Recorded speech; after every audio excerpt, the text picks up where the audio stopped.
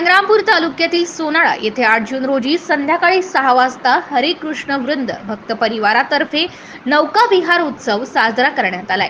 यामध्ये कृष्ण मंदिरातच मोठा तलाव तयार करून त्यामध्ये नौका तयार करण्यात आली होती। यामध्ये भगवान श्रीकृष्ण व राधा यांना विराजमान करून त्यांच्यावर पुष्पाचा वर्षाव करण्यात आला।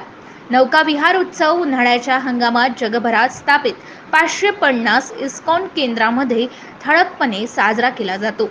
उन्हाळ्याच्या दिवसात भगवान श्रीकृष्ण राधा आणि इतर गोपिकांसह यमुना नदीत मोठ्या बोटीतून प्रवास करतील आणि थंड वाऱ्याचा आनंद घेतील अशा भक्तांची श्रद्धा असते।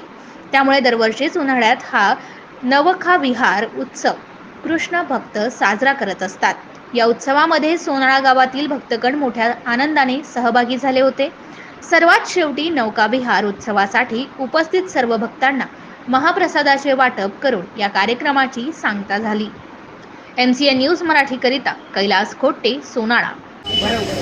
आज खूप सुंदर असा राधा आणि कृष्णाचा नौका विहार उत्सव झाला। जसं आपण उन्हाळ्याच्या दिवसामध्ये नदीच्या किनारी किंवा कोणत्या थंड हवेच्या ठिकाणी जातो, त्याचप्रमाणे वृंदावनामध्ये श्री राधा आणि कृष्ण नदीमध्ये नौकेमध्ये विहार करतात। तर त्या लीलेचं स्मरण म्हणून आज सुंदर असा इथे श्री राधाकृष्णाचा नौका विहार उत्सव साजरा झाला। सर्व भक्तांनी इथे खूप आनंद लुटला आणि कार्यक्रमानंतर लगेच प्रसादाची व्यवस्था श्री आमचे सुनील तळोकर यांनी केली।